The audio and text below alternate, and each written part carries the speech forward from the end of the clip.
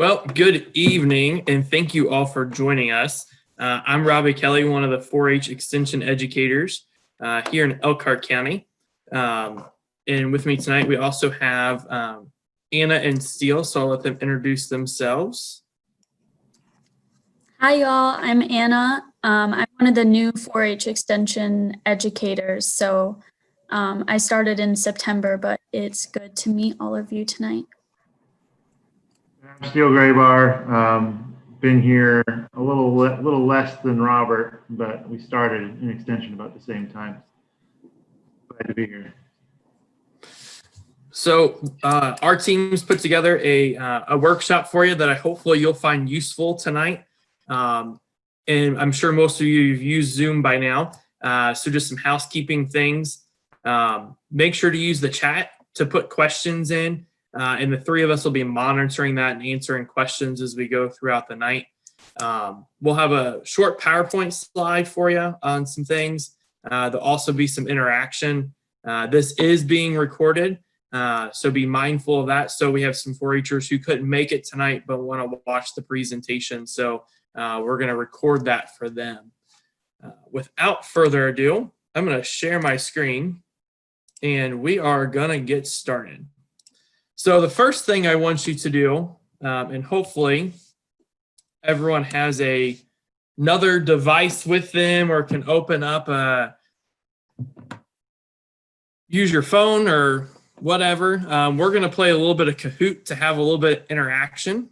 So on the screen there, you'll see you go to kahoot.it, or if you have the Kahoot app, go ahead and open that up. And I'm going to switch screens. So that way you guys can get the PIN number. If my internet works a little better.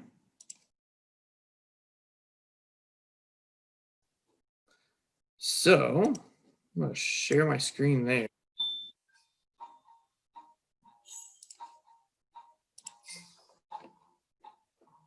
So right there, you'll see on your screen how to join Kahoot. So we'll give you just a few seconds to get in and join us on there.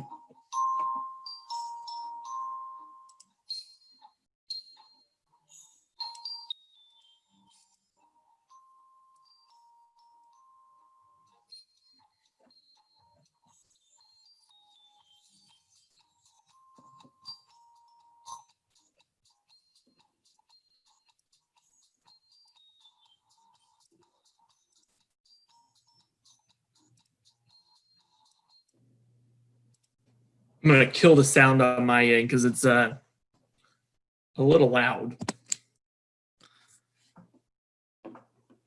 All right. So if you haven't signed in or having troubles, be sure to put something in the chat box there real quick so Anna or Steele can help you out. But I think we have everyone. And I'm going to, Anna or Steele, am I good to go? Awesome. Yeah, I think so. Well, because I've got it, I can't see your else pictures at this point. So, all right. So we're going to talk a little bit about, have some questions, and what you'll do is you'll see a thing that pops up and I'll let you answer. So the first question is, what type of training or schooling are you planning on after high school? So this is definitely an opinion. So tell us what you're thinking. Wow, y'all are quick. So there is no right answer to this one. So we have 5 of you that are talking about going to a 4-year school, which is awesome. And 2 of you aren't sure. So if you think you know what you want to study when you are going to college, put that in the chat box. We'd like to know what you might plan on studying, or if you're not sure, put that in there too. Sorry, I know sometimes it's hard to toggle 2 screens.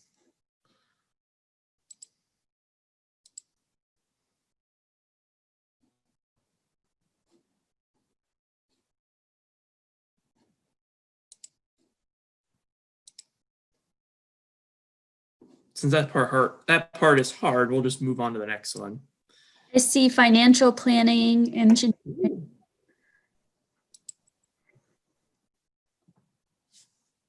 always something good to study. Oh, librarianship.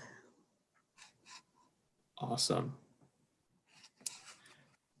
So just know what you decide now may not be what you decide to study your second and third year of college. That's kind of the nice thing is that first year you're kind of figuring out what you want to study or to do. So don't box yourself in too much, but it is good to kind of have a somewhat of a game plan and figuring that out.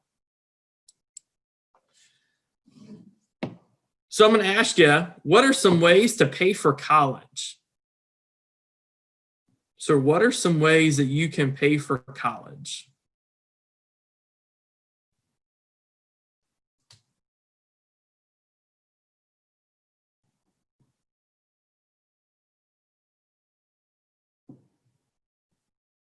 All the above, that's right. So not only besides cash or savings that you may have, there's all kinds of grants, student loans, and scholarships that are available to help further education. And we're going to talk a little bit about those tonight to hopefully help you out and get a better understanding for you. So now we're scoring this, by the way. So let's see who in our competition might win tonight. So right now, Jackie is in the lead. So our next question is, can you use scholarships and grants to pay for more than just a 2 or 4 year college? True or false?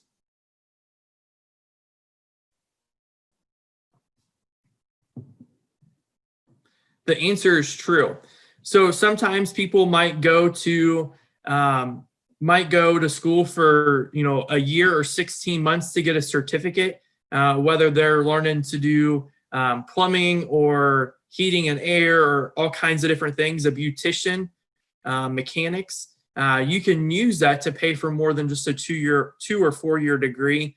And sometimes there's also scholarships and grants to help you pay for more than just a bachelor's degree, whether you get a master's or a PhD or what they would call a terminal degree. So there's all kinds of ways that you can fund any type of education that you want.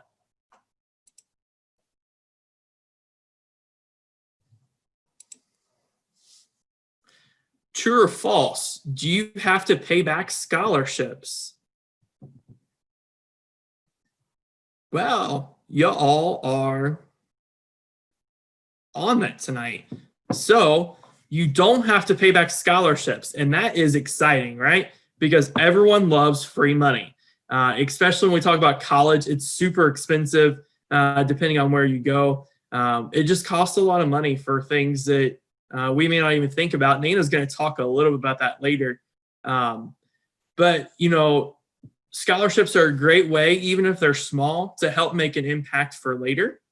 So that's something to think about as you're going through tonight. We're going to talk some about the foundation scholarships as well as what's here in Elkhart County,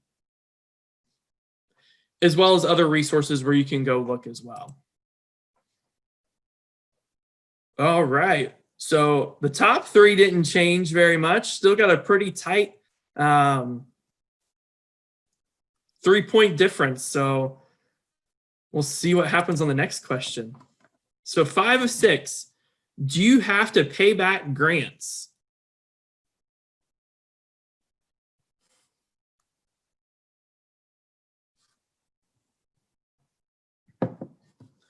So this one is false.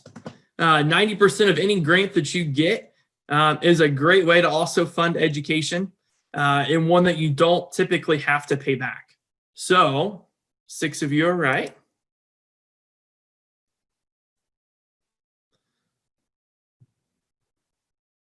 Okay. So our last Kahoot question, when can you apply for scholarships? When can you apply for scholarships?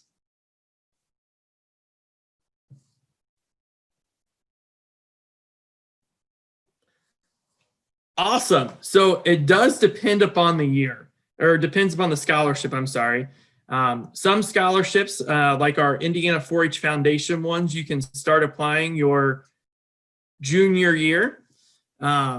your sophomore year of high school. Some scholarships you apply for your senior year, and there's also a lot of scholarship opportunities while you're in college to help pay for your education as well. So lots of different opportunities that are always out there. And the great thing is always continue to look. It doesn't take a whole lot of time to look for a scholarship sometimes, and $1,000 here and $1,000 there, or even bigger amounts can really add up to help pay for education. So let's see our winners of our Kahoot. So Will is in third, Ethan in second, and Jackie in first. Awesome. Y'all did a great job. So hopefully that got you thinking just a little bit. I'm going to go back to my PowerPoint here, and we're going to share just a little bit more scholarship information is what I'm going to talk about tonight that are here in Elkhart County. So the first type of scholarship I want to talk about is going to be our statewide scholarships. Most of those, actually all of our scholarship deadlines for the statewide ones to be turned into our office is January 15th of 2021, unless it's noted otherwise. There's three different ones. There's the Accomplishment Scholarship, the Club Scholarship, as well as the Foundation Senior Year Scholarship. So some things to note about that. If you are a sophomore, junior, or senior, you can apply for the Accomplishment Scholarship, which is a very competitive process. Your application will get judged by extension educators from across the state, and it competes against the rest of the 4-Hers that apply for those specific scholarships. Those are typically in $1,000 or $2,000 increments. And that's really based upon a resume and cover letter, which Steele will talk about here in just a little bit on how those work. For anyone interested in attending Purdue University and studying in the College of Agriculture or in Health and Human Sciences, there are specific degrees that you would have to study in that college. But there's a thing called the Indiana 4-H Club Scholarship. And this is just to Purdue. If you go there, you have the opportunity to apply for this. And I've known a couple 4-Hers who have gotten this scholarship, and it really covers half to almost a full ride of their tuition. So if you're seriously looking at studying agriculture or one of the degrees in the Health and Human Sciences College at Purdue, I would seriously look into this because it is of great benefit to you all. There's also the Indiana 4-H Foundation Senior Year. So this one is only specific to seniors and is given by donations. So there are different donors throughout the year that contribute to the Indiana 4-H Foundation for scholarships designated to a specific category. So for example, Elkhart County 4-H Club Corporation donates 4 $500 scholarships each year to the foundation to be directly given to Elkhart County 4-Hers. So if you're a senior, I highly encourage you to apply for that. And Steele's going to talk about how to write those just a little bit later. Locally, we actually have quite a few scholarship opportunities as well for 4-Hers. The first one is the Janis Gothrip Scholarship, who is named after a former extension educator that her family has continued to help sponsor that scholarship, and it's awarded to typically a senior in Elkhart County, and it's a $950 scholarship that's available to you. There's the WFRN Leadership Award, which is also given to a senior year member. We have the Friends of 4-H Scholarship, which typically that is one of the few that is not due in January. That one will not come out until the April-May timeframe.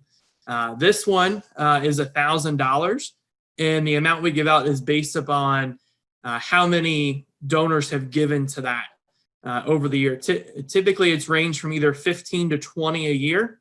It just depends on the amount we have in that scholarship fund each year. Last year, our applications were pretty low on that. We had about, we gave, I think, about 20. I think we only have 43 applicants. I would highly encourage you. We'll send out an email and do some social media posts for this scholarship. It's a really simple application and just talks about your 4-H experience and what you've learned and how you're going to use that as you continue in your journey in life. So pretty easy scholarship to fill out. Other clubs also have scholarships as well as junior leaders. So definitely check with your 4-H club leader. There's definitely scholarship opportunities there. They may be smaller, they may be bigger as far as the amount of awards they give. But again, every little bit helps when we talk about the different scholarships here that we have. And most counties don't have quite the scholarship opportunity that we have. So I feel that, we really emphasize this in our program. So I kind of talked about these a little bit. But again, the accomplishment scholarship, there are different categories there listed on the screen. And it really fits what 4-H projects you've taken.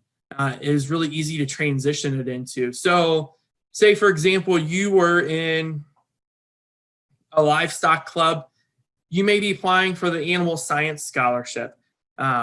Say, for example, you took performing arts and did a lot of public speaking.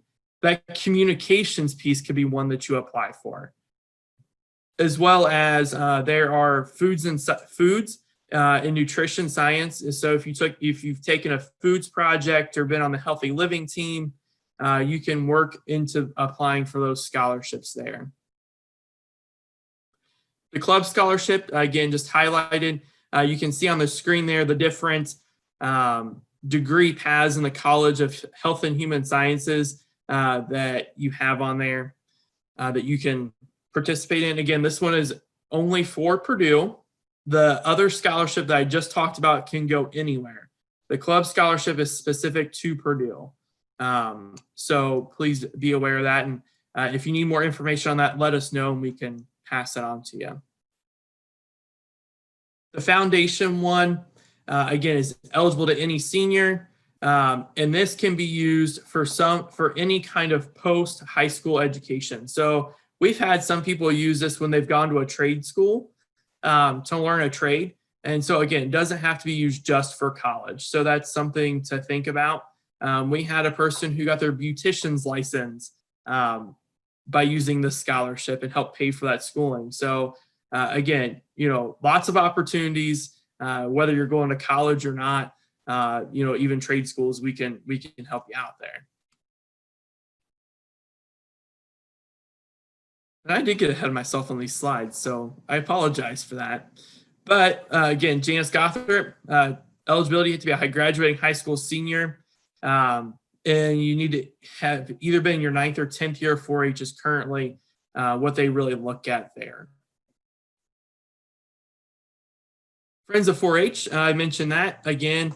That will be typically in April when we send out that application, and that's specific to just our county. So some other resources as well, and I hope you really use these people to reach out to. The Elkhart County Community Foundation is a great resource for you to look for scholarships. They have ones specific to all kinds of different things that people might be studying. You can get on their website and look at the different opportunities they have. High school counselors are really important to get a hold of as well. They can help guide you to scholarships on what you might be studying. Federal student aid website is also something to check out. Based on income, sometimes they have grants and things that they can help provide you, as well as your college's admission office. If you haven't done a college visit already, I hope you will in the near future. And part of those, we typically meet with the student financial aid office. I was trying to think of the name of that. So sometimes you meet with a financial aid office, And those are important people to say, you know what, hey, does the college or my specific degree offer scholarships that I can apply for to help me further my education? And so I think that's really important to look at. When I was in grad school, I actually got a little bit of money because I was helping coach the judging team. And that was based on a scholarship need. So there's always resources out there to look at. One other thing I do want to plug is the Purdue Fast Start program. So this is actually open to any Indiana resident that is in high school. So you can be a freshman. You don't have to be a senior. Purdue Fast Start is a program where Purdue has partnered with Modern States and is offering free college classes. And to learn more about that, just Google Purdue Fast Start, and we'll also send a link out at the end of our session today. What you can do is you can take free online college classes, and then you can take what they call the Clep Test. And the Clep Test helps you as a test to see how much knowledge you've learned from that class, and it scores it. And any university typically accepts those Clep classes, but if you complete a certain amount of those, you will have guaranteed admission into Purdue, which I think is pretty awesome. So something to check out and think about, hey, can I do a couple classes while I'm in high school? Whether it's 2 or 3, when you look at how much college costs, this is a free way to get some of those classes out of the way. And if you take 9 credit hours, you can already go into being a second semester freshman. Sometimes at some universities. So just another way to think about helping jumpstart your college career and help cutting your costs as a student. So I will pause there and give you all a few seconds. If you want to put anything in the chat, if you have any questions so far, and then if not, I'll turn it over to Steele.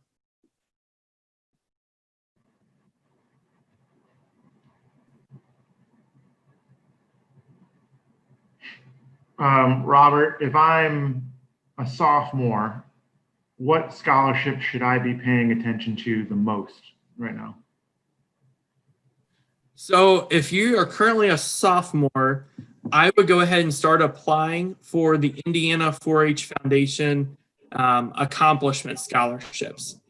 So you have a lot there that you can go ahead and start applying for as a sophomore. So that's real, and that, sophomore, junior, and senior, you can start applying for that.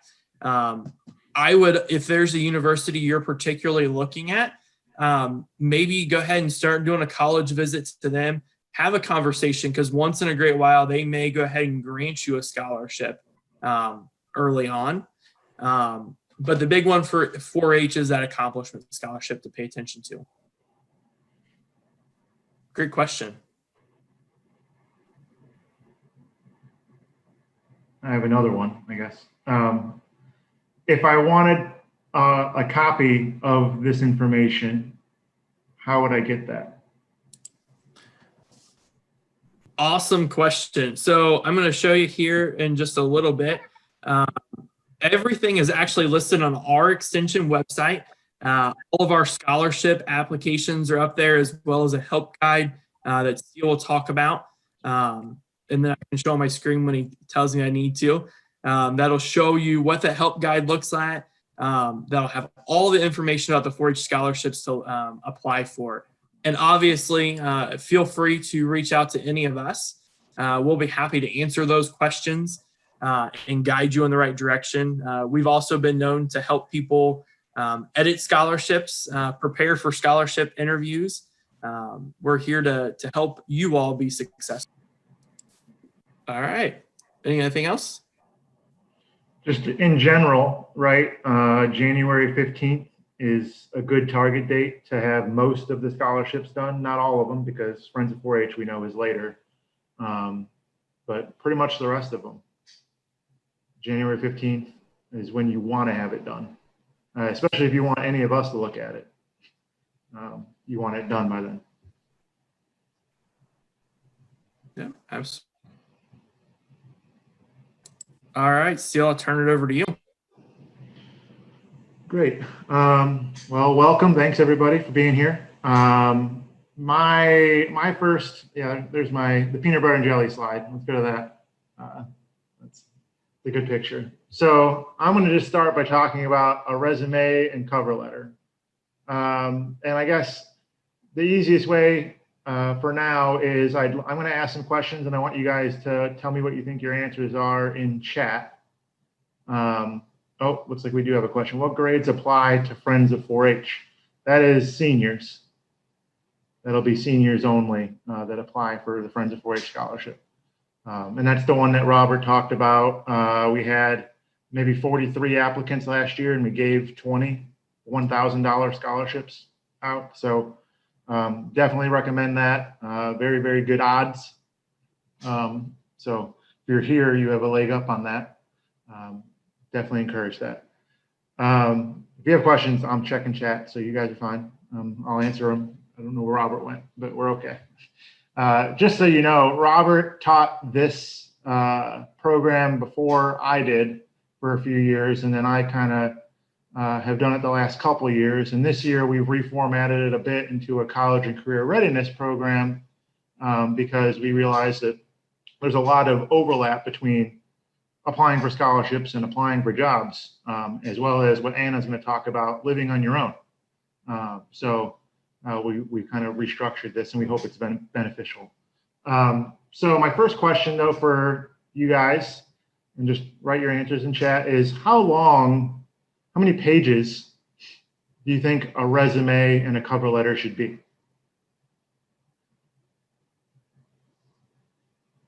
How many pages should a resume, your resume, specifically your resume? I see 2. Somebody says 2. Is that 2 for the resume and 2 for the cover letter, or is it 2 total?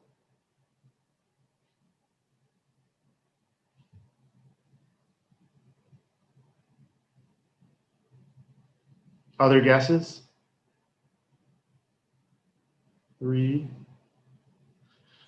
So in general, for you guys especially, your resume should probably only be about 1 page.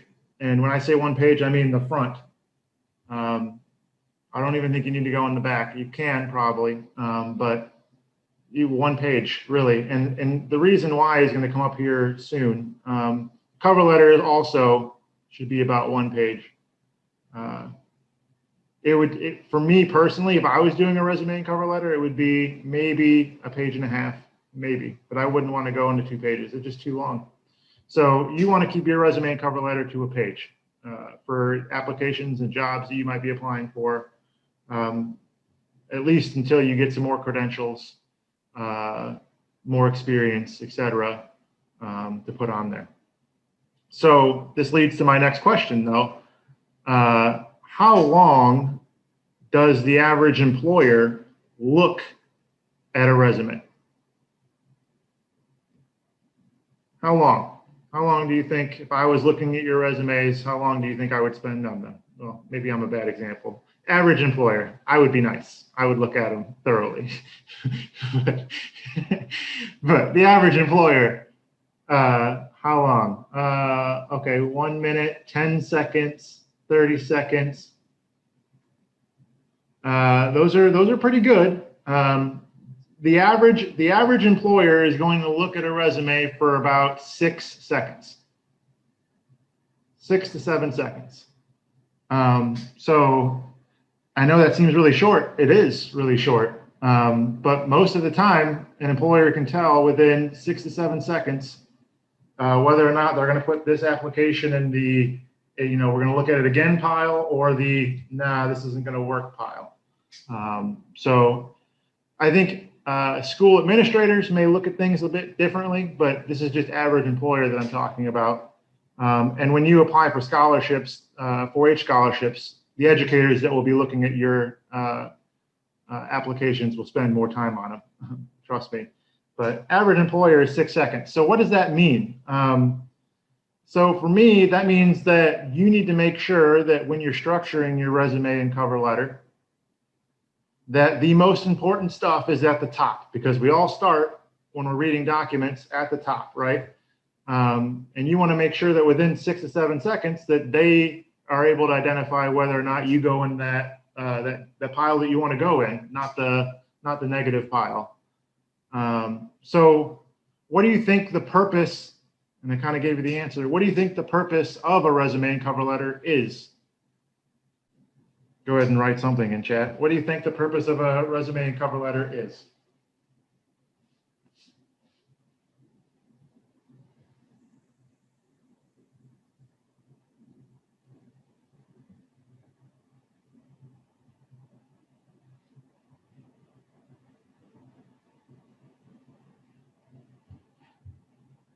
Don't see any thoughts. Oh, here we go. Show your qualifications and experience.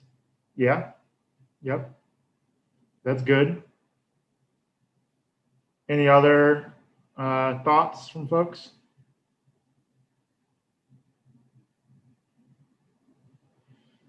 You definitely want to show your qualifications and experience. I would also expand that to say the biggest component of it is the employer or the school is looking to see if you'd be a good fit for the position or becoming a student there. They're looking to make sure that you fit their mission, their vision, etc. So your goal when writing those things is to tailor it in such a way that you can demonstrate that you would be a good fit for that position. That's very, very important. And it's something that I'm going to say it now so I don't forget later, you can't just use the same resume and cover letter for every application. You do want to tailor it specifically for what you're applying for. And that makes a huge difference. And if you can, you want to learn as much as you can about what you're applying for, and maybe even include some of that information in there so that they know that you've done your research. Those are all very, very key things that'll very much help you in your document writing. Conversely, when you, let's say, they look at your application, your resume, cover letter, they think, okay, you are a good fit. Then you get into that good pile, and we're going to get into a little bit later how there's interviews, right? In interviews, that's your opportunity to figure out if you're a good fit for them. It kind of, the tables reverse at that point. So it's that's the whole process.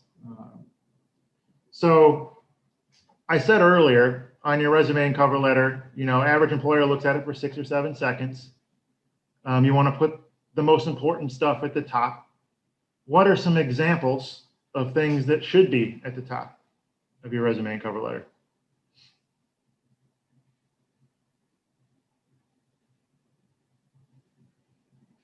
You only have 6 or 7 seconds, right? So how are you going to demonstrate that you're the right person for the position?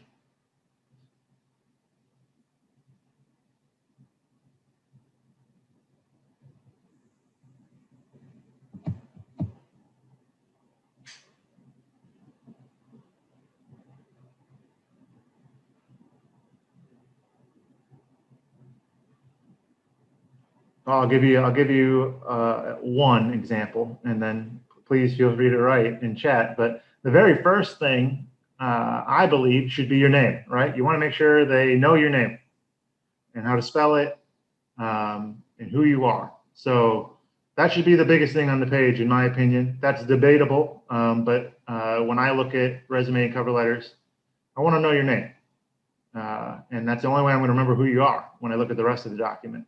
So that's number one, but what else?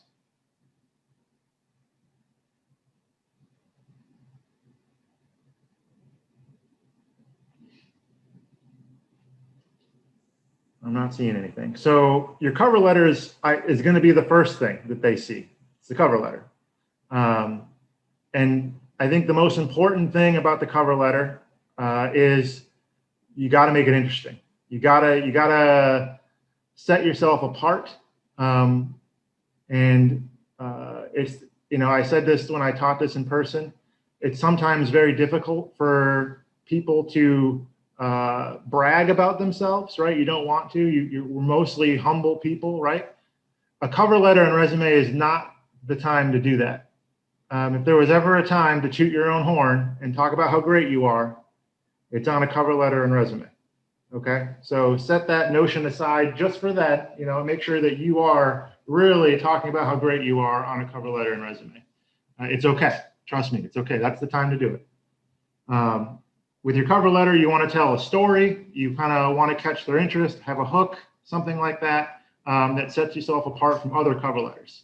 Your resume is going to be basically what Will shared here. Show your qualifications and experience. Okay, that's your resume is going to include those things, the credentials that you have. But the cover letter is going to tell the story, and you want to use examples, some of the same examples in both, so that they're tethered, right? So that they're connected. So I hope that makes sense. The last thing I'm going to ask is, and it's a question we get a lot, is should I write these documents in like paragraph form or bullet? Should I use bullet points? What kind of font should I use, etc.? In most cases, it's going to come down to the person's preference that's looking at it, and you're not going to know that ahead of time. But me personally, that's all I can speak to. I prefer bullet points, and when we get into actually writing, like the writing structure, I'll explain why. It's cleaner is going to be sort of the big point. I think it's cleaner, it's easier to look at, it's easier to use. But as far as font, I would say Arial or New Times Roman. Those are the standards. I know Calibri is the default on Microsoft Word, which, by the way, I don't think this is shocking to any of you, but gone are the days of writing things by hand, right? So don't think about doing that. Everything needs to be typed these days. Please, please, please, when you're applying for scholarships, make sure they're typed. But Arial and New Times Roman have been proven to be the easiest fonts on the eyes for folks to read. And that's really important when somebody's looking at hundreds or maybe thousands of resumes or applications, to be easy on their eyes. At least 12-point font. Well, I would say probably just 12-point font. I wouldn't go any bigger than that either. That's what you want to use. So those are my suggestions. So any questions about what I've talked about so far? Because now we're going to get into actually writing a bit.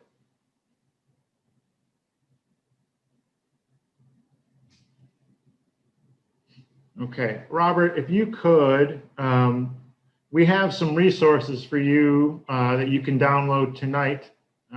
So you have them. You would normally, if we were meeting in person, we would have hard copies for you there. If you would like a hard copy, we can provide those at our office. But I'm going to have Robert show you where you can find the downloadable PDF versions of those things. So he's at our website. A lot of times I just Google Elkhart County Purdue Extension, and it takes you, the very first link is us.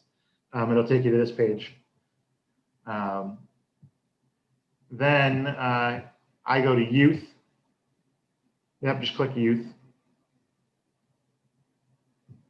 If you scroll down from there, 4-H information is what you would like. So hopefully you've gotten this far. So just Google Purdue Extension Elkhart County, click on youth, go down to 4-H information, click on that, and that takes you to the page you're seeing. And if you scroll down to, I think it's 4-H opportunities. Yep, there it is. You'll see scholarships and awards has a section there. So the scholarship packet is going to have a link there. That's going to be what Robert talked about. Pretty much everything that he shared with you is going to be in there. That's going to have what scholarships are available, when they're due, how much they're worth, whether or not you qualify, etc.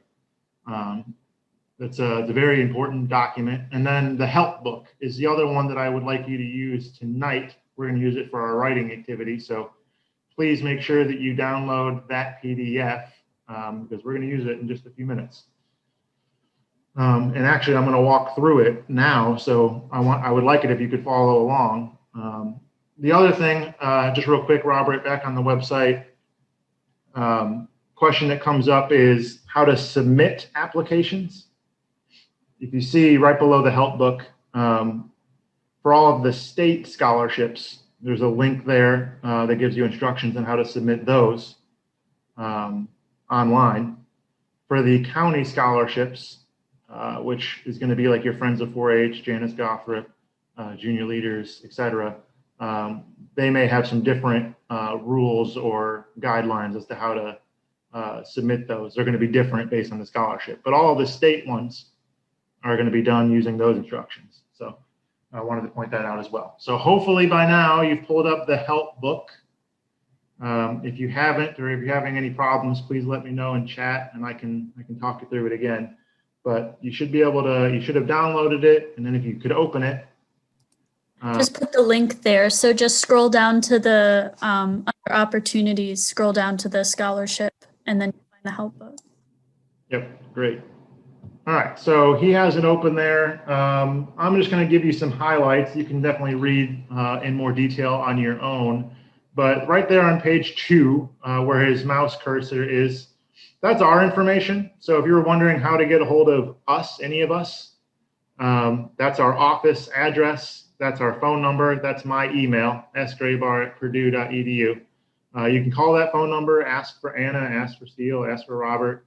We'd be happy to help you with writing tips or any kind of questions you have regarding any of this.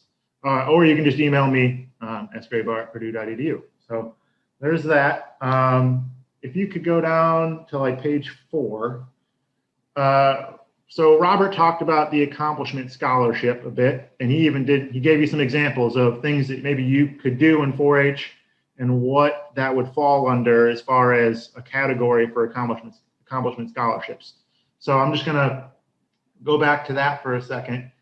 Accomplishment scholarships, there are, I believe, 8 categories. I think there's 8. You can apply for 3 of those. Will Zoo, you could apply for up to 3 of these different categories. So if you wanted to do animal science, meat and milk production, engineering and technological science, and citizenship, you could actually do an application for all 3 of those and potentially win all 3 of those as well. So something to consider. And what's neat about accomplishment scholarships and why Robert mentioned earlier, this is the one if you're a sophomore or a junior you want to apply for, certainly, is that you can win it multiple times. If you win it your sophomore year, for example, if you win engineering and technological science, you could reapply for it the following year, and you would be in the premier category. You'd be competing against other winners, basically. It's a smaller pool, but you're competing against other winners, and you could win it again. So just something to think about. But the way this help book is structured, it lists those categories, and then in italics in those boxes, it just gives you examples of things maybe you've done in 4-H that would fit into that category. So if you showed goats, animal science, meat and milk production would be something maybe you should apply for. Robert, if you could scroll down and just kind of show them the boxes. Leadership development, if you did a demonstration or a 4-H talk, maybe you worked at the state fair, maybe you worked at the county fair, things like that could fall into that category. Communications, maybe you went to, maybe you're in the performing arts contest. There you go. That's something you can definitely use to your advantage when applying for the communications accomplishment scholarship. So we just tried to generate a list there. So if you're wondering, hey, I don't know which ones to apply for, here you go. You have a little bit of a guide. If we keep going down page 7, bottom of page 7, Robert, this is an important list. A lot of times we refer to things as life skills. These are skills that in 4-H, at least, these are things that sometimes you're learning without realizing you're learning them, and you're going to use them for the rest of your life. That was how it worked out for me. I was a 10-year 4-H'er, and by the time I aged out, it took me a year or two, but I was like, wow, I know a lot more about some of these things than some of my peers do. And I could only think that it was something I learned in 4-H, right? So when you're writing your resume or cover letter, this is kind of a cheat sheet for things that you can, keywords that you can mention, that you know, what you bring to the table, your brand, right? What makes you the right person for the position? Well, maybe I was very good at record keeping because I did achievement record book in 4-H, and I logged all of these different things, all these awards I won, all the projects I did, all of the things that I used to make those projects, etc. Or maybe, I'm very good at goal setting because, I signed up for over 100 projects in 10 years and I completed every single one. That was my goal. So however it works for you, but this isn't all of them, right? This is just a kind of sample list, and there's maybe more later on in the book, but life skills are things that you definitely want to use when writing your resume or cover letter. Page 9, Robert, if you could go there for me. Okay, so I mentioned earlier, I prefer bullet point format when writing, specifically the resume. Cover letter, I think you can get away with some paragraphs. It probably would be smarter to use paragraphs mostly on your cover letter. But in our resume, I would use bullet points almost exclusively. And at the beginning of each bullet point, instead of saying, I can do this, or I worked with that, or just I, you don't want to do that. It's a much stronger statement if you start with a power verb. And this, again, is just a list to help you when writing a list of how to start those bullets, right? So instead of, I taught 30 kids at 4-H camp how to fish, I could say organized fishing class for 30 students who improved their fishing skills. The latter is a much stronger example than the former, okay? Because you're starting with a strong like a word to use. It's an action word, a power verb, right? So this is just another list. It's not all encompassing again. It's just to get you started. Pages 10 to 13. These are just kind of things for you to think about, activities that maybe you can do on your own, examples of paragraphs that folks have written that we like, that we put in the book. Pages 14 to 16. We mentioned earlier, like the interviewing portion of job applications or college applications. These are actual examples that we use for 4-H scholarships of what they'll be looking for during an interview. I believe Robert and I both have participated in that, have helped out at the state level with interviews. So again, if you have questions about that, we'd love to help you. The way a lot of those state scholarships work is that you get selected based on your application, and then you're invited to campus, or I think last year via Zoom, to do an interview. And then they pick their winner. So you do have to do both for state scholarships. But this gives you an idea of what they're looking for during those interviews. And then lastly, I'll just mention pages 17 to 25 is just a lot of examples of actual resumes, actual cover letters, examples of paragraphs that start with action verbs. I just thought it was important that you have references to look at when you're trying to put together your own. And that way, when you're making them, you can kind of see how it stacks up. Any questions about the help book and what it contains? Hopefully it is helpful, pun intended. All right, so what I need you to do now is we're going to use that help book. And Robert, if you could, oh, you have it. Okay, you already did it. So this is an example of how I would start writing my resume, right? I would list a skill that I bring to the table, and then demonstrate or have a couple examples of that skill and how I know I have that skill. It's one thing to tell an employer, hey, I'm really organized. It's another thing to tell an employer, I'm really organized because, you know, I did this thing, I did that thing, I did this other thing, and I helped this many people, etc.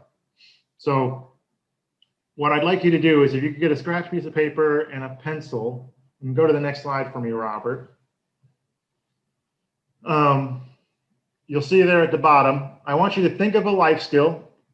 Please use page 7 of the help book, that list, or if you can think of another one that's not on that list, that's fine. A life skill that you believe you possess. And then I would like you to write at least one example of how you can prove that you have that life skill. So the example at the top is, you know, teaching, that's the life skill. And how I know I have that life skill is I taught a foods demonstration on pizza to 40 club members. That's not great grammar. Something must have got clipped there. Taught a foods demonstration on pizza to 40 club members to learn how to make a quick, nutritious snack. 12 of them made pizza for their next meeting using what they learned from my demonstration. So a couple things there that I want to point out before you really get started on writing your own. That's setting aside the grammar and the misspellings, there's missing words. I do apologize, but there are missing words. There are numbers there. I think numbers are important, and you don't need to know an exact number. You know, I don't know if there was 40 club members there, but you know, maybe there was 41, maybe there was 42, but 40, right? That's the number. You kind of need a ballpark idea, because if I'm somebody reading this and you say taught a foods demonstration for club members, well, were there 3 of them? Were there 103 of them? I don't know. So at least with a number there, I know a general idea. And then the second part, not only talking about what they did, what happened as a result, right? So as a result, 12 of them made pizza for their next meeting. And that shows that they applied what you taught. They applied the life skill that you say that you know. So I'm going to give you about 5 minutes. I want you to think of a life skill, and I would like you to write an example of how you know that life skill and why you are a master of that life skill. And then I'm going to ask maybe for 2 volunteers, and then we'll move on. So 5 minutes.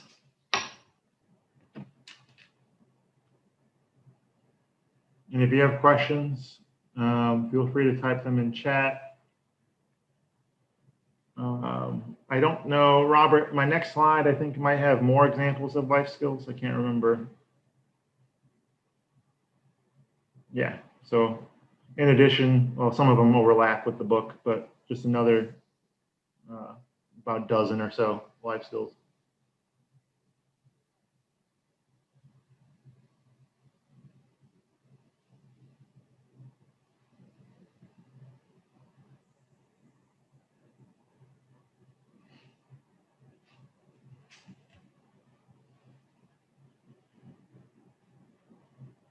What's one life skill you have and an example of you using that life skill and what happened as a result of you using that life skill?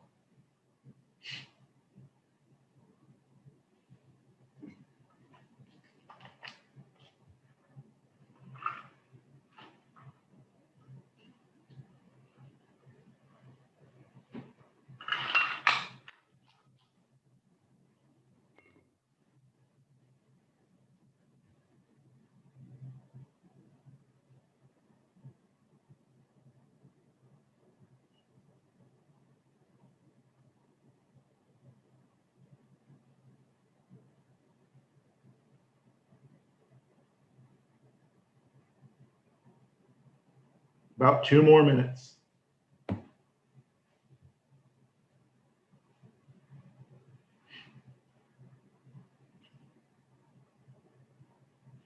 How many folks do we have here? 1, 2, 3. Yeah, okay.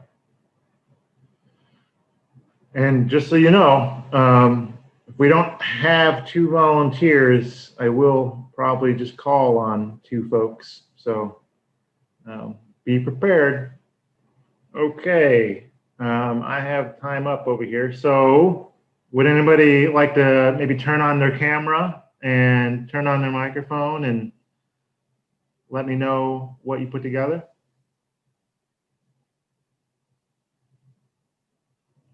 Everybody's hopping to it at once, it looks like. No?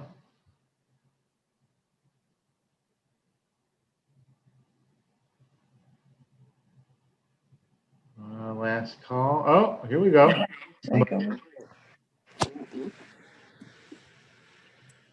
Why don't you introduce yourself?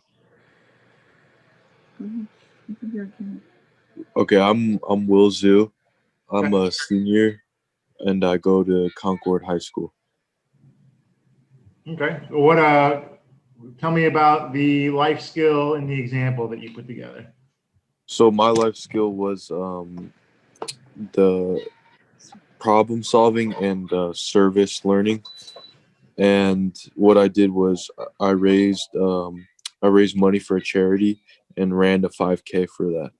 And so what I did was I called and contacted all the sponsors and I raised the money and I actually ran the race. And it ended up I gained a lot of skills through doing that and life skills. Problem solving, and what else did you say it was? Service learning. Service learning. Okay. So how is it actually written on the paper? How do you have it word for word on the paper? Because that's what they're going to see, right? It's one thing to explain it, but Yeah. I said service learning, and I said raised over 2,000 for charity in a 5K race. That's like the title. that's very good. Yeah, I like that. What's a result? What was the result of that happening? I gained what I wrote down was I gained experience for community service and skills of leadership. Okay, that's pretty good. I would want to know more. I mean, leadership's another life skill. So actually, if that's how you ended it, I would almost say your next life skill after that should be leadership, right? And then explain more about that. You just don't want to leave anything too general when you're talking about results of what happened in illustration. So glad you have a monetary amount there, $2,000. I'm glad you talked about what happened afterwards. Is there any way that you could probably put in there, how it affected others? Yeah. Good too. Yeah. Not only it's important to have how it affected you, but how it affected others is also really strong. So. No, that's pretty good. You maybe the best example I've had. All right, thank you. Yep. How about another volunteer? Anybody?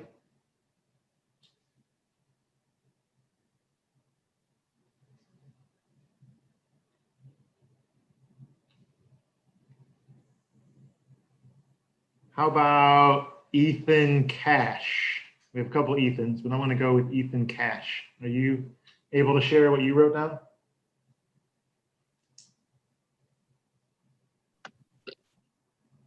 So I did leadership because I was the president of my 4-H club at one point. And so I welcomed members and ran the meeting and helped like clean up afterwards. Okay. Leadership. And then you talked about welcoming members, cleaning up. What are some numbers you can put in there? How many club members were there? Like 20. Yeah, just average, right? Yeah, I don't need exacts, right? Because it's going to be different at each meeting. But you could say, our club averaged 20 kids. You could talk about, what was, you say setting up and cleaning up, but maybe more details about that as well. Like, what does that entail? Like setting up like the tables and like the chairs and then like putting them all away. So what I would is, again, to try to, and I say numbers, but what I'm really talking about is inputs, right? We want to put inputs in there. A way that you could kind of put numbers into that context would be time.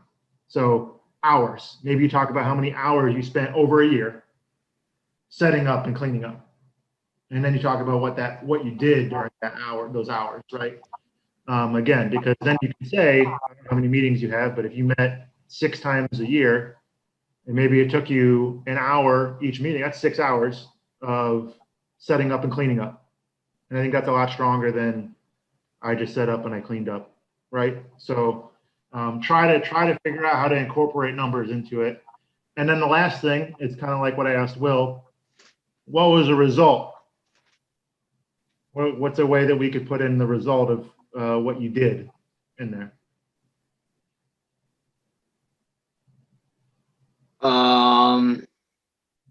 I gained the life skill of leadership.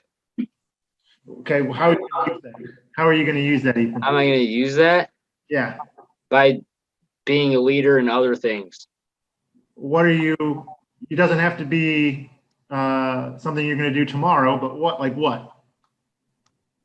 I don't know. Do you want to maybe be like maybe a business owner, or maybe you want to be involved in politics or something, or in school board, something like that? Is there anything like that? What is? I would try. You don't have to. If you don't know, that's fine. But how?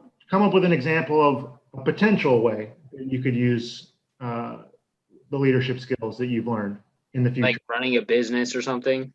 Yeah, right. I mean, if that's something, don't just come up with something, but something that you might actually do, that you're thinking about, right? It's on the stove. You're not sure if it's on the front burner or the back burner, but it's on the stove. Something that you might do, that you could use leadership skills for, is what I would put in there.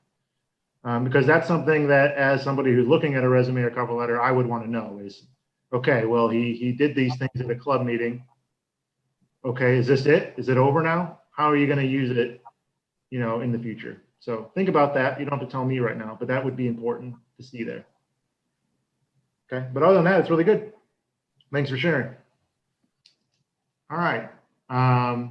And if anybody is writing their applications and wants feedback, more like that's kind of the conversation that I would want to have on the phone with you, at least, is talking about some of the paragraphs that you've written and helping you make it stronger is really the goal. Robert, if you go to my last slide, please. This is just, I think we covered most of this.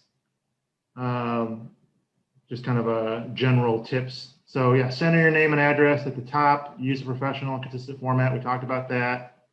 We talked about format and paragraphs, 1 page. And then yes, so we talked about putting the most important stuff at the top of your resume and cover letter. But when you start writing your life skills, also, if leadership is your strongest life skill, put it at the top of your life skills. Or if problem solving is your top life skill, put that at the top. And it's going to come down to you and how you feel about it. But definitely put your strongest life skills at the top and your weakest ones at the bottom, because they might not get to the bottom, right? So you want to make sure they see what's your strongest parts. So that's it for me. If you have questions, feel free to write them in chat or just give me a holler on Zoom. But I'm going to turn it over to Anna to kind of bring us home. Okay, we're almost done.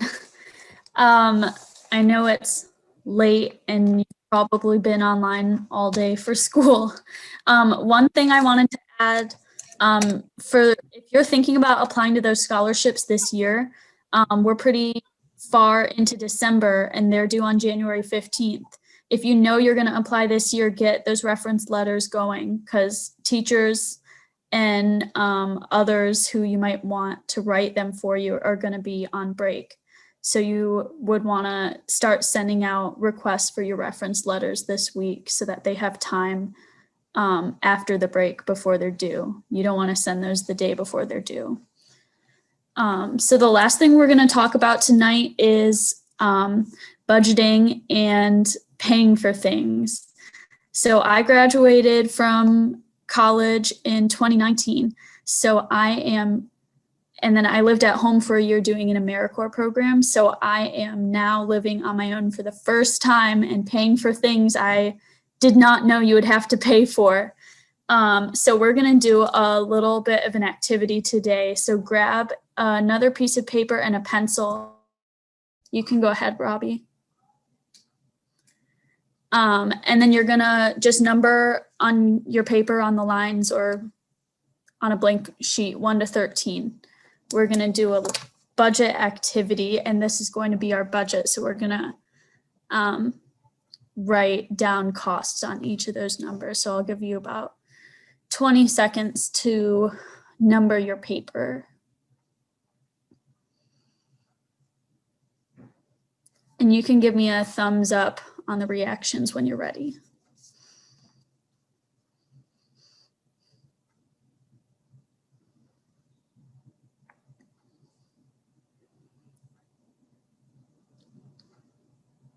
Thank you, Ethan and Jackie. Wait for a couple more. Okay, I see Will's ready. All right, Ethan, Cash, finish up numbering and we're gonna go on to the next slide, Robbie. So if you were in person, this is what would be on your paper, but this is just so you can get an idea. You don't need to copy all of this down, but on each of the next few slides, we're going to go through what it would be like to have a budget for a month. So the first thing you're going to find out is how much you make, and that's your income. And then we are going to talk about some of the expenses that you have every month, and then some expenses that might come up over the course of a month that you don't know how much they're going to cost. Yeah, you can go ahead, Robbie. So the first one, you're going to find the salary that matches the first letter of your last name. So if your last name starts with a B, you would be the first salary. If it starts with an S, you would be the second number there. Does anyone want to put in chat or unmute and tell me, what do you think those 3 different numbers mean? If anyone wants to guess, what does gross salary mean?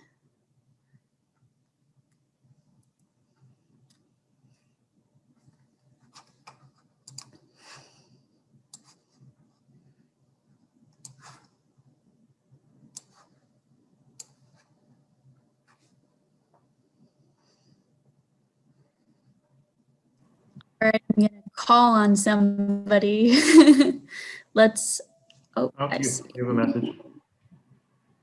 How much you make without taxes. That's exactly right, Ethan Sutton.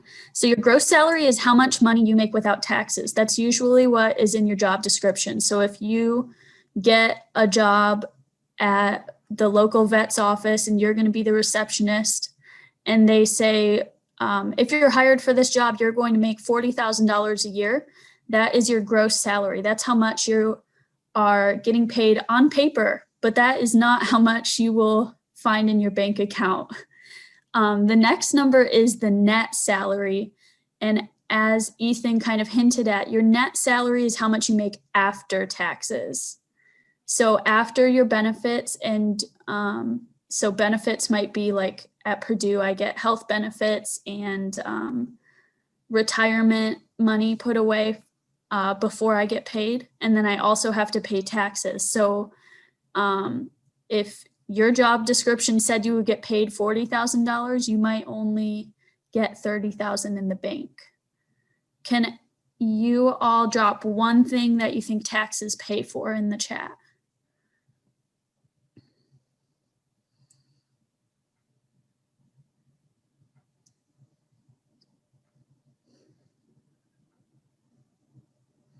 Why do we pay taxes? What do we get? Yes, I see roads. It also pays for people who plow the roads in the snow. Public schools, that's right, Jackie.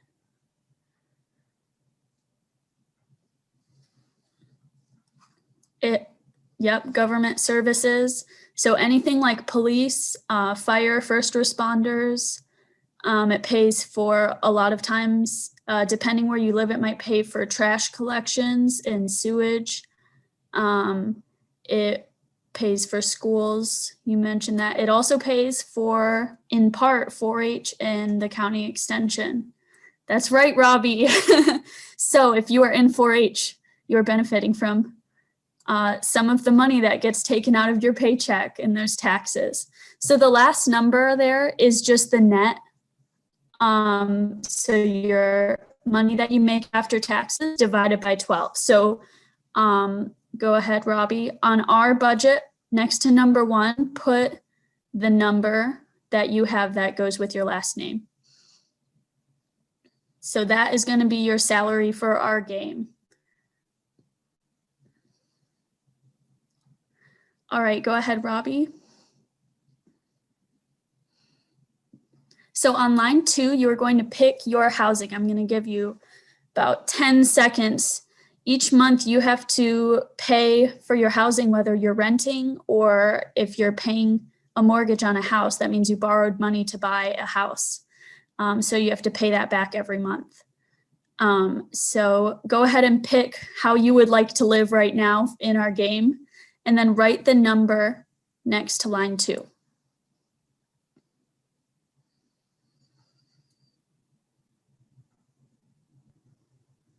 The easiest way to have your rent every month is to get a roommate. Okay, go ahead, Robbie. Yep, choose your option and write it on line 2. Go ahead. All right, on line 3, you are going to choose your transportation. So the cheapest way to get around would be to use a bike or a bus. But you have some options there. Pick which one you want for the game. Keep in mind how much money you made on line 1. Write your transportation on line 3, and then we'll move on.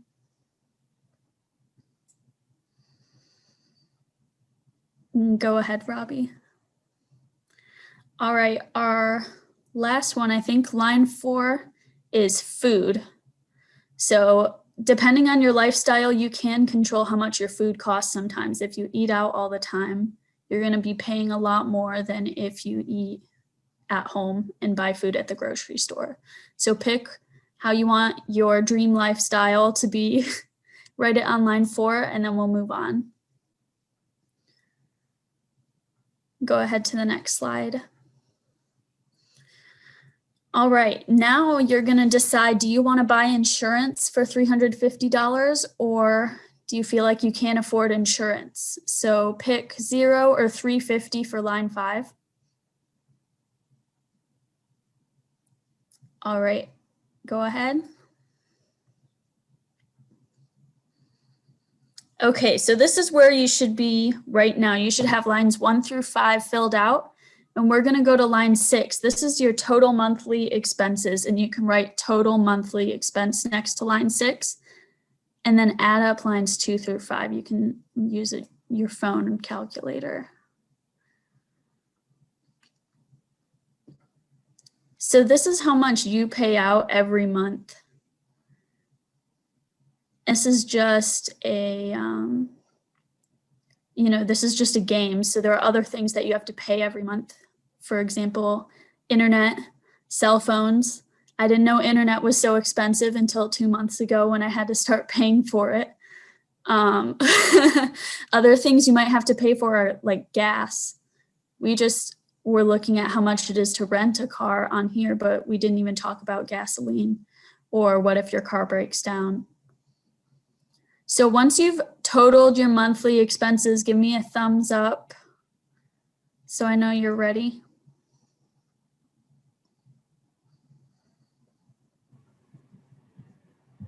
Ethan asked, he says, I stepped away for a minute. What was number 1? It was salary, right? So it was like 1,000 something. Yeah, so was that Ethan Cash or Ethan Sutton? Sutton. Yeah. So you'll have 1,067 for line 1.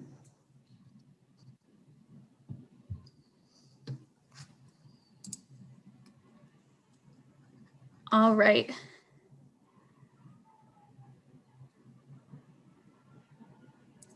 Okay, so you should have line 6. That's your total monthly expenses. I see Will's ready and Jackie was ready.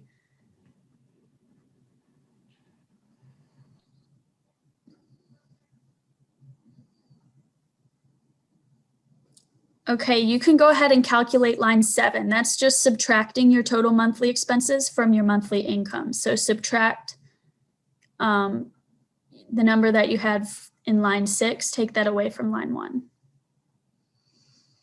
Is it a positive number? Hopefully you still have a positive number. You didn't spend too much money on a fancy car. So the next few rounds, each round, depending on your last name, you're gonna add or subtract next to each of the lines. Go ahead, Robbie. Okay, so we did that already. You've found your monthly disposable income. So for week 1 of our month, on line 8, you have to make a choice depending on your last name. And just write the number as you see it on there. So if you're choosing to buy generic brand, or last names A through L, just write -30 on line 8. Is Meyer a name brand? Meyer's a generic brand. So generic brands mean that you're buying basically the same product, but with a name brand. So if you're buying Totino's pizza rolls, that's the name brand. If you're buying Meyer pizza rolls, that would be the generic. I buy Meyer everything, so. Yeah. It's a great way to save money by buying like the Kroger or the Meyer brand of things. All right, once you've made your choice, if you didn't have insurance, you're kind of out of luck on the dentist. Once you've made your choice, we'll move on to line 9. You can click the slide, thank you. All right, line 9, see what happened this week. Some of you had to buy a birthday gift and subtract. If you had a positive, just include that plus sign so it'll make adding it up easier at the end. All right, go ahead to the next slide. Line 10. This is your bonus week. So the first few things were scenarios that you normally expect. In your bonus week, some of you got real lucky and a random cousin just left you in their will and you got $2,000. Looks like Wesley and Ethan Cash got lucky on that one. Add that onto line 10 and then we'll move on to the next one.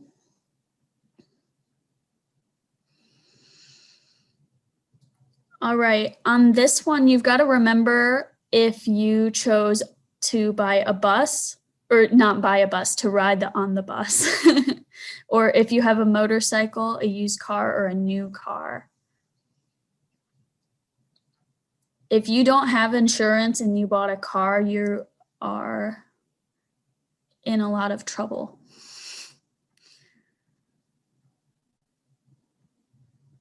Give me a thumbs up once you're caught up on this one.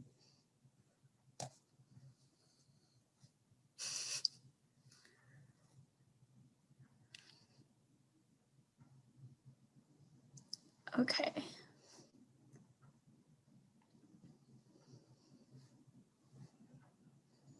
All right, go ahead and hit the next one. Here's your last week, line 12.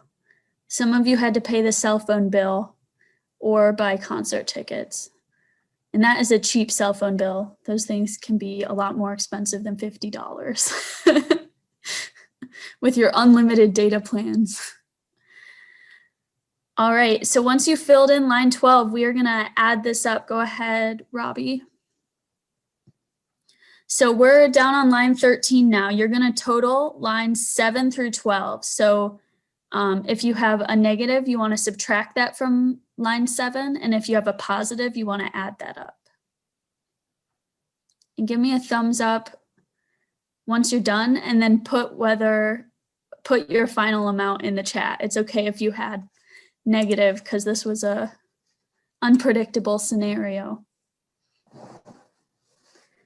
Thanks for rejoining us, Jackie. We're just totaling up who had positive and negative outcomes from their month of spending. Oh, Will had -$3. At least it was only $3. You could borrow that from a friend, I bet. Or you could do a 5K and get some more money. Oh, wow. Most of you had positive. Okay. So, Will, is there any one decision that you think may have caused you to be negative? Did you not have insurance? I did not have insurance. That was Bummer. Yeah. So now we know. So the takeaway here is insurance is important in most states. I'm new to Indiana, but most states, if you're driving, you have to have insurance if you own a car. You also now have to have health insurance either through your employer or through the government or another private insurance company. So that helps to keep your costs down, hopefully in real life. Now we all know you want to have insurance. Yeah. Everyone else had positive. Thanks for sharing, Will. What choices did you make that changed the outcome? One of them was insurance. Did anyone else have a choice that significantly changed their outcome? Maybe it was buying an expensive car or name brand Totino's pizza rolls.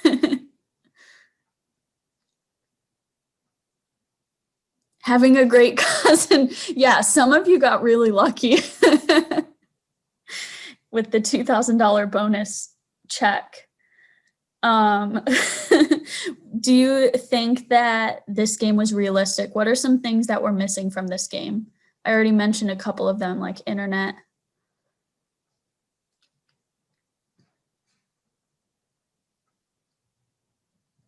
What are some other costs that your parents pay for that we didn't have in the game? Water and heating, yeah, utilities,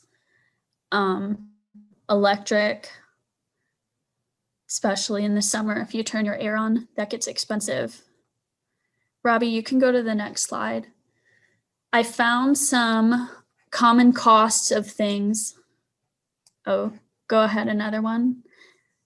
Oh, go a few more. We're behind. That's it.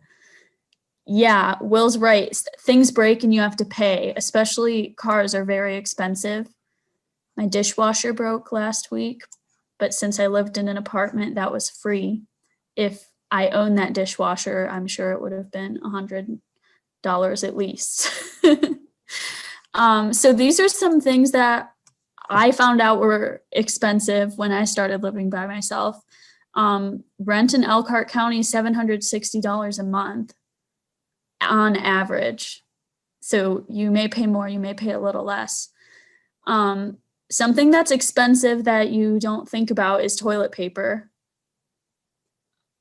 When I budget for my week, I try to go grocery shopping and spend about $25 for just me. So if one week I need to buy toilet paper, that's half of my weekly planned budget. So even though 16 rolls of toilet paper will last longer than a week, obviously, but for that 1 week, that kind of breaks your budget.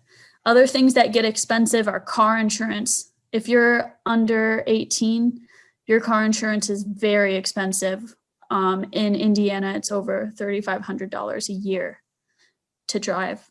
And then other things that add up are subscriptions. If you're paying for Netflix, Spotify, Hulu, Disney Plus, that may only be $10 a month, but if you have 5 subscriptions, that's $50 every month for entertainment.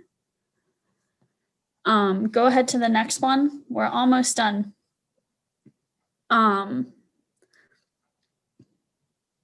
Yeah. So the last thing that this game did not include that no one mentioned was savings. You want to save for retirement, for emergencies, like if you break your leg, that would be an expensive trip to the hospital that would break your monthly budget. Retirement, expensive wants, and emergencies. So if you want to buy a PS5, you may not be able to afford that in 1 month. So you would want to be saving that. So each month, no matter how much you make, you want to make sure you're saving something. Even if you're making $7 an hour at McDonald's or just waitressing part-time. You want to be saving any little part of that you're making. All right, so for the last question, Robbie's actually going to drop a survey in the chat, and you can share in the survey what you learned today in all 3 of the sessions. Whatever stood out to you, you can answer that in the survey. And I would just add that a good thing to do with this exercise, it's a great exercise, first of all. It kind of gives you an idea how much money you need to make to do the things that you want to do. So it'd be really good to write it down somewhere. So you have an idea of, okay, if I want to buy a new car, if I want to live on my own, how much a month do I need to make to do that? Mhm. That's something that number is hard to understand until you start doing it. So keep that in mind. And the other thing I was going to mention is something I use is the 60-20-20 rule. So if you're wondering, like, how much should I save? Me personally, 60% of what I make a month is for necessities, rent, car, payments, etc. Necessities. 20% are wants. I want to go to a concert, want to go to a ball game. And then 20% is savings. And that's both short-term and long-term savings. And I would take that off your gross. I would use your gross number instead of your net number, to be honest. But so now you know.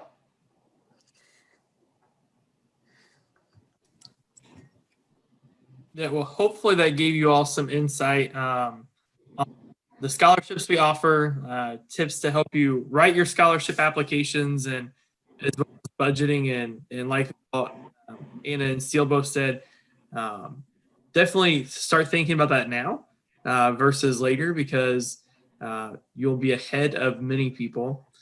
Did put a link to the survey in the chat. We do appreciate if you'll just take a few minutes to fill out that survey.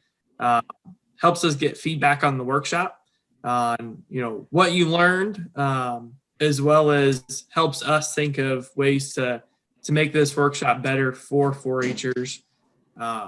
We are recording this, so we will make this recording available to you all after the workshop, hopefully Thursday. I'll have it published on our YouTube page, so you can go back and view it in case you need anything.